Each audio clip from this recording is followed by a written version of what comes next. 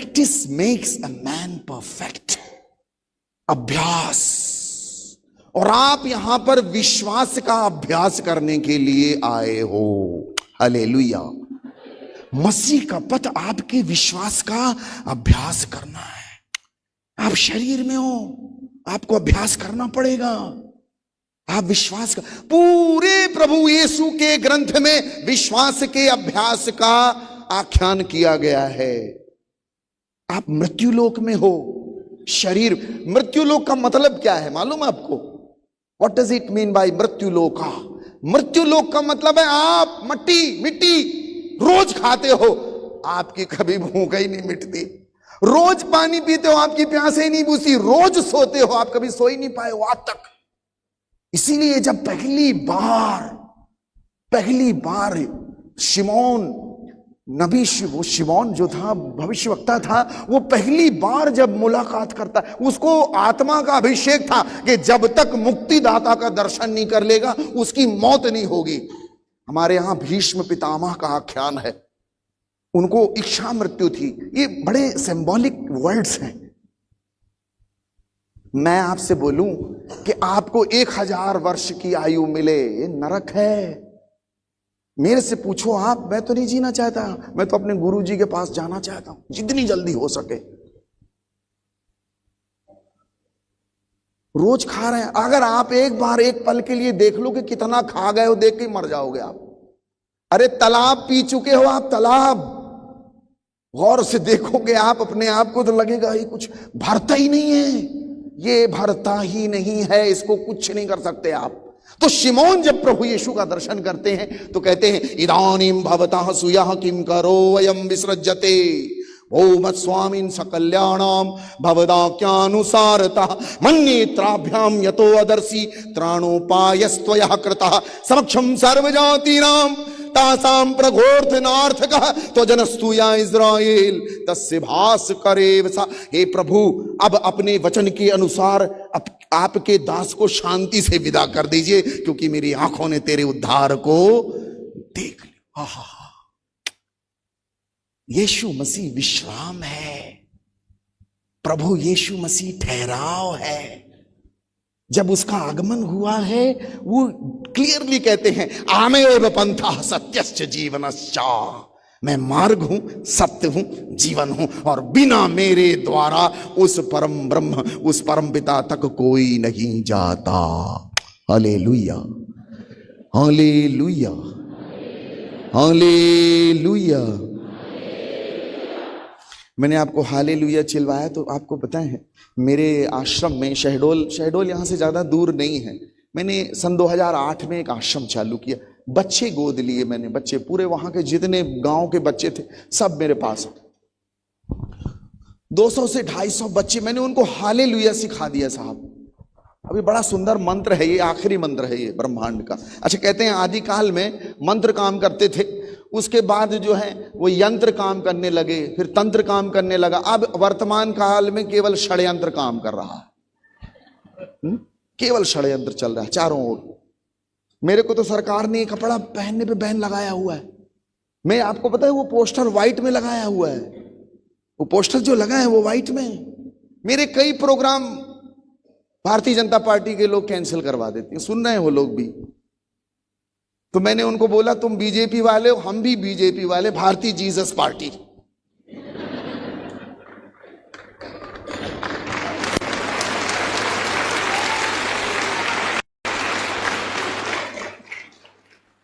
अरे आप बैन नहीं कर पाओगे साहब, यीशु मसीह बड़ा विराट है। उतना विराट जाके क्रूस पर बलिदान होगा, हम उसके अनुयायी हैं। आप जिसने अपने जीवन को बलिदान कर दिया है, हम उसके पीछे चल रहे, कहां लगे आप। तो हमको उसकी भक्ति के लिए, उसकी सेवा के लिए, उसकी महिमा गाने के लिए ब्रह्मांड की कोई ताकत रोक नहीं सकती है। हालेलुया। मैंने अपने बच्चों को सिखा दिया, बच्चों को मैंने सिखाया हालेलुया। वो बच्चों को आप कोई भी चीज दे दो साहब, बच्चों को आप चॉकलेट का रैपर दे दीजिए, उसको फेंकते नहीं है। आप फेंक दोगे, बच्चे उसकी सीटी बनाते, सीटी बना लेते। बच्चों को मैंने हालेलुया सिखाया, hallelujah hallelujah hallelujah hallelujah hallelujah. हमारे यहाँ एक लल्लन सेठ की पत्नी 6 महीने से बीमार, सर दर्द ठीक नहीं हो रहा उसका, यहां जा रही वहां जा रही, इंजेक्शन ठीक नहीं हो। किसी ने बोला वहां जाओ वहां प्रार्थना होती, आई बच्चे सारे हॉल में बैठे चिल्ला रहे ले लिया ले लिया ले लिया ले लिया ले लिया ले लिया ले लिया। अब वो जोर जोर से चिल्लाए तो कुछ का कुछ सुनाई दे। अब बच्चे वो आई वहां गई तो तुरंत सर दर्द ठीक। उसको लगे ये हो गया, कैसे ठीक हो गया ये कैसे ठीक, वो तुरंत ठीक चली गई। दूसरे दिन फिर आई, बच्चे एक भी नहीं, पूरा प्रार्थना भवन खाली। जैसे आई घुटने टेक के चिल्ला रही ले लिया ले लिया ले लिया ले लिया। मैं आधे घंटे सुन रहा, मैंने रमेश को बुलाया जो मैनेज कर रहा था, मैंने कहा कौन चिल्ला रहा है ले लिया ले लिया ले लिया ले। बोले बाबा जी आधे घंटे से लल्लन सेठ की पत्नी चिल्ला रही ले लिया ले लिया। मैं कहा यार क्या हो सकता है, तुम ले लिए हो क्या कुछ? बोले नहीं। हम गए देखे घुटना टेक के पूरा कमरा खाली, प्रार्थना भवन में दोनों हाथ उठा के ले लिया ले। मैंने कहा क्या तो डर गई थे। बोले बाबा जी, मैंने कहा क्यों चिल्ला रही ले लिया ले लिया? बोले आप ही के बच्चे तो कल चिल्ला रहे थे ले लिया। मैंने कहा ले लिया नहीं हालेलुया। वो मैं उसको सिखा पढ़ा के कमरे में जैसे आया मेरे कान में एक आवाज आई, नित्यानंद क्या सिखा रहा था उसको? क्या मैंने तेरा पाप नहीं ले लिया? क्या मैंने तेरा श्राप, तेरा दर्द, तेरी पीड़ा, तेरा अपराध क्रूस पर नहीं ले लिया? आले ले लिया। बोलिए प्रभु यीशु महाराज की, परम पिता की, पावन आत्मा की। ले लिया, प्रभु ने हमारा ले लिया, श्राप ले लिया। ये कितने सुंदर शब्द हैं। कभी जब हम लोग इनकी गहराइयों में जाते हैं तो कुछ का कुछ निकल के आने लग जाता है। बड़ा गहरा है साहब, अगाध है, अगम है। आपको पता है एक और एक मिलके जब एक हो जाए तो उसको पता है क्या बोलते हैं? अच्छा, नॉर्मल भाषा में एक और एक मिलके 2 हो जाए तो उसको बोलते हैं गणित। एक और एक मिलके 11 हो जाए तो उसको बोलते हैं संगठन। और एक मिलकर एक ही रह जाए उसको प्यार बोलते हैं। और एक मिलके शून्य हो जाए उसको अध्यात्म बोलते हैं। और एक को एक से मिलने न दिया जाए उसको राजनीति बोलते हैं। और एक को एक के विरुद्ध खड़ा कर दिया जाए उसको षड्यंत्र बोलते हैं। एक साधे सब सदे सब साधे सब जाए, रही मन मुंह लही सींची बहो, फूल ही फल ही अगाए। और इसी एक के साथ हमारा एकाकार होना बड़ा आवश्यक है। मैं अक्सर बोलता हूं जिन देशों में जिन जगहों पर बहुत सारे देवी देवता होते हैं वहां पर आदमी कभी एक नहीं हो सकता। साहब इस बात की बड़ी बड़ी गहराई है। एक ईश्वर को पीछे हम क्यों जा रहे हैं? जिस समाज में एक ईश्वर होगा वो समाज बड़ा बलवंत हो जाता है, मजबूत हो जाता है, क्योंकि एक ईश्वर की धारणा हमको मानसिक रूप से एक करती है। आप भारत में इतनी विविधता देखते हैं ना, जब लड़े मरे जा रहे हैं, उनके पीछे कारण यह है उनके कई देवी देवता। याद रखिएगा आप। Hallelujah hallelujah. प्रभु यीशु मसीह का यह कहना मेरे पीछे आओ, आपके अहंकार को विलीन करना है। एक राजा साहब थे, राजा की गद्दी में बैठने वाला कोई नहीं, राज सिंहासन पर बैठने वाला कोई नहीं, एक बिटिया बस थी।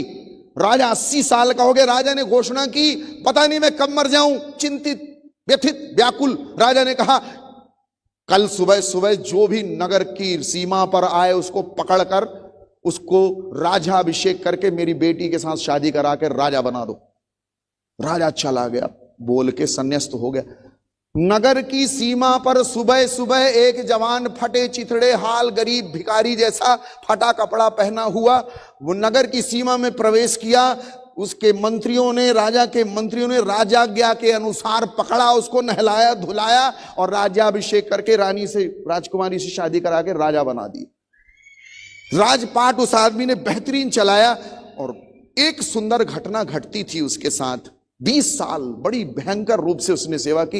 एक घटना रोज होती, वो रोज 1 घंटे कक्ष में जाता, डेली 1 घंटे उस कक्ष में जाता और 1 घंटे बाद बाहर आता। एक नया वजीर आया, मंत्री आया, उसने देखा कि राजा जी एक कक्ष में घुसते हैं और 1 घंटा वहां पता नहीं क्या करते। उसने पूछा राजा जी आप ये कक्ष में जाते हो और ये चाबी भी उस कक्ष की यहां संभाल के रखते हो, ये है क्या माजरा? राजा ने कहा वजीर आज के बाद कभी ये शब्द ये बोलना नहीं, पूछने की हिमाकत मत। तो मंत्री और शंका में आ गया कि कुछ बात है, और धीरे धीरे ये बात चारों तरफ फैली। फाइनल में औरत के पास पहुंच गई, राजा की जो रानी उसके पास पहुंची। औरत के पास कोई चीज पहुंच जाए तो बड़ा खतरनाक। हालेलुया। अच्छा एक बात बताइए, परमेश्वर ने आदम को किससे बनाया था? जोर से बोलिए। हैं? मिट्टी से। और औरत को किससे बनाया है? आदम को मिट्टी से बनाया, और आदम के अंदर से क्या निकाली? एक्चुअली में औरत जो है आदम के अंदर से पैदा हुई है। इन द बिगिनिंग ईश्वर का सिस्टम शायद यही रहा होगा कि आदम के अंदर से औरत पैदा होगी। हेलो, बड़ा आश्चर्य लगेगा आपको, लेकिन सिस्टम यही कह रहा है।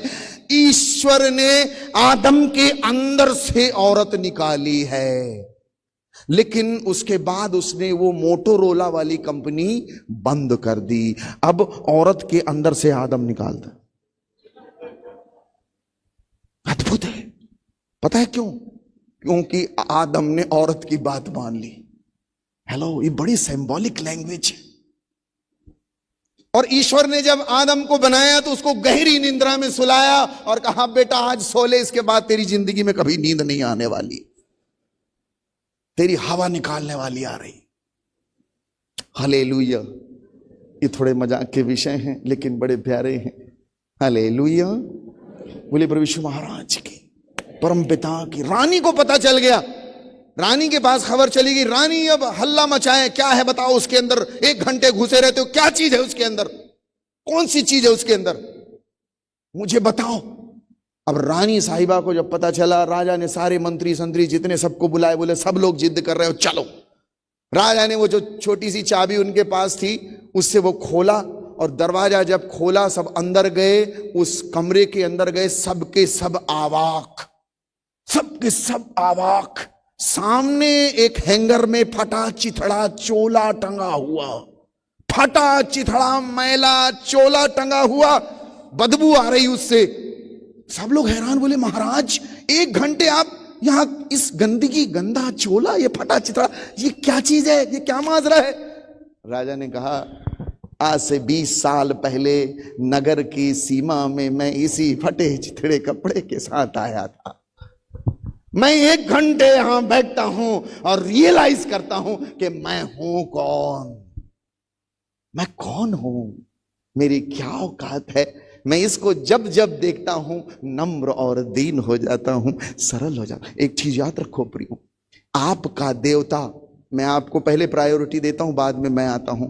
मुझे तो 25 साल पहले मिला, आप तो पैदाइश मसीह को जानते हो। मुझे बड़ा संघर्ष उठाना पड़ा है इसके पीछे आने के लिए। मेरे माँ बाप ने मेरी बहुत पिटाई की है, सामने बैठे हुए हैं। मैं बहुत कूटा गया हूं। देखिए हंस रहे हो। बहुत कूटा गया हूं, बहुत मारा गया हूं। इस पथ पे आने के समय में मेरी बड़ी कुटाई हुई, बड़ी नाम धराई हुई, लेकिन मैंने एक सिद्धांत पाल रखा था, अपने गुरु का दामन नहीं छोड़ना है। हालेलुया। बोले प्रभु यीशु महाराज की, परम पिता की, पावन आत्मा की। Hallelujah, hallelujah, hallelujah, hallelujah. मैं आपको अपनी कहानी सुना रहा था, अपनी बातें बता रहा था कि कैसे जब मैं यीशु में आया, मैं अपने घर में बताने आया, मेरी इतनी पिटाई हुई। मुझे लगा यार मैं इतने गंदे जीवन को जी रहा था, एक नए रास्ते में आ गया हूं, मेरा जीवन बदल गया है। अच्छा एक बात याद रखिएगा प्रियो, आपको मैं एक बात बता दूं, आप गोबर पूजो कोई नहीं बोलेगा कुछ, यीशु का नाम लेके दिखा दो, आप पीटे जाओगे। आप यीशु का रास्ता बड़ा विचित्र है, और इस रास्ते में ये बड़ा सकरा रास्ता है साहब, चल नहीं पाओगे। और मैं उसका अनुभव करता हूं कि ये रूहानी पथ है, इसमें तगड़ा विरोध है, सगले आपके विरोध में खड़े हो जाएंगे। बोलिए प्रभु यीशु महाराज की, परम पिता की। मैं जब प्रभु यीशु के पीछे, मैं अपने घर से भाग गया साहब। 1 साल में अपने घर से फरार था। मेरे माँ बाप ने पुलिस में FIR दर्ज की कि हमारे लड़के को ईसाइयों ने कुछ खिला दिया है, इसको वापस लाएं, उचित इनाम पाएं। घर में हमारे फोन में जो फोन लगा हुआ था, उस फोन में वो पता नहीं क्या क्या मशीनें लगाए थे, कभी तो फोन करेगा ये। और मैं साहब 1 साल चेन्नई में था, और चेन्नई से मैं जहां नैनीताल आया, पुलिस पकड़ ली मेरे को और पकड़ के घर लाए ये लोग मेरे को। घर लाने के बाद बंद कर दिए और स्टेशनों में भी इत्तला कर दी कि ये पकड़ा जाए तो इसको घर वापस लाएं। और साहब मेरे को वापस लाए, अंदर बंद, अंदर बंद। और 3 दिन बाद दरवाजा खोले, खाना भी दे रहे थे, सब कर रहे थे। 3 दिन बाद माताजी दरवाजा खोला गया और मेरे पूरे परिवार के लोग सामने बैठे, और मेरी दीदी के ससुर, पिताजी, सारे नात रिश्तेदार बैठे। बोले यीशु मसीह को क्यों पकड़ रखे, छोड़ो। मैंने कहा मैं कहां पकड़ रखा हूं, वही पकड़ा रखा है, उसको छुड़ा। अब काहे को तुम मेरे आधा 1 घंटा बहुत डिबेट चली, छोड़ो ये सब, छोड़ो ये सब नौटंकी। मैंने कहा नौटंकी नहीं है, ये रियलिटी है। अब काहे को माँ बाप माने, कोई न माने तो साहब मेरे जीजा जी और भैया खड़े हुए, मेरे भाई साहब ने पकड़ा मेरा को, गोली मार देंगे तेरे को, मार डालेंगे तेरे को। मेरे जीजा जी बोले मारो इसको। और साहब मैं उठ के भागा वहां से। मैंने कहा भैया लोगों को लगे सही में ना मारे। अपन उठ के अपने कमरे में चले गए, मैंने अपना कमरा बंद कर लिया। साहब रात के, माताजी बैठी, पिताजी बैठे, रात के 2 बजे हल्ला मचा, जोर जोर से हल्ला मचा, पूरा घर हिल गया। और जिस कमरे में मेरे बड़े भाई साहब, पूरे नात रिश्तेदार उस घर में रुके हुए थे, काफी बड़ा घर है हमारा शहडोल में, उस कमरे में जहां मेरे मामा, जीजा जी और बड़े भाई साहब सो रहे थे, वहां से जोर से आवाज आई। हम सब भागे, मैं भी अपना दरवाजा ऐसे ऐसे किया, मेरा दरवाजा खुल गया। हम भागे तो क्या देखते हैं, मेरे जीजा जी और भैया एक दूसरे का गला पकड़ के दबा रहे हैं और चिल्ला रहा है, हो। मेरे मामा अलग कर रहे हैं। मुझे अच्छे से याद है, मेरे मामा बोल रहे थे गांजा पियो हो के दारू पियो हो, रात के 2 बजे चिल्ला कह रहे। पिताजी पहुंचे, अलग किए जैसे तैसे। जब वो अलग हुए साहब, हमारा पूरा घर वहां इकट्ठा और कांप रहे हैं लोग। और आपको मैं बता दूं, मेरे मां ने कहा क्या कर रहे हो पिताजी, और बड़े ध्यान से मुझे देखा तो मेरी मां बोलती तू बाहर कैसे आ गया, दरवाजा बाहर। मुझे नहीं, तो मेरी मां ने कहा बेटा ये सब जादू टोना मत कर, तेरे अगर देवता नाराज हो गए तो हम नारियल चढ़ा देंगे। और उस दिन की तिथि है और आज की तिथि है साहब, मुझे आज तक इन्होंने नहीं रोका। मेरे पिता ने एक बात कही,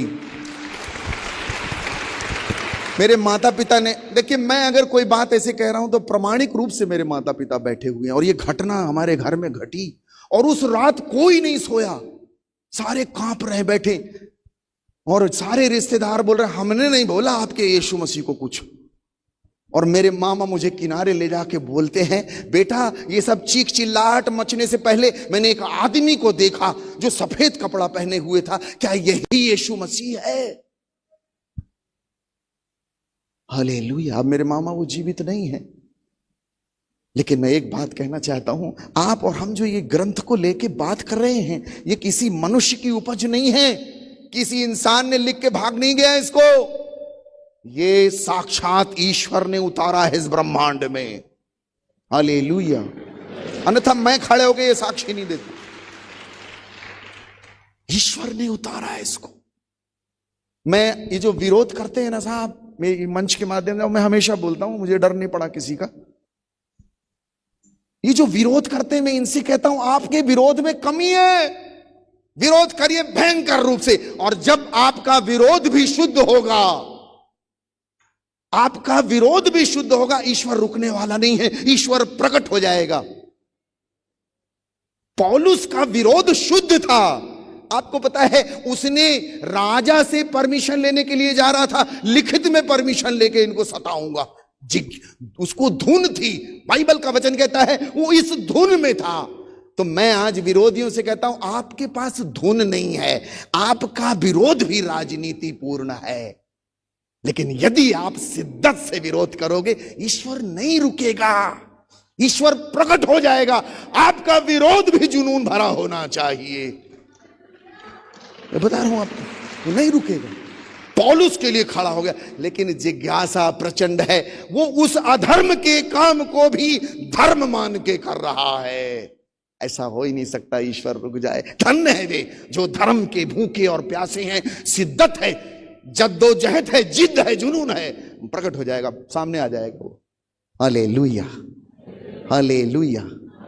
लेकिन उतनी प्रत्यंचा खींचने वाला चाहिए, उतना जुनून चाहिए, उतनी जिज्ञासा चाहिए। हालेलुया। बोले प्रभु यीशु महाराज की, परम पिता की, पावन आत्मा की। Hallelujah, hallelujah, hallelujah.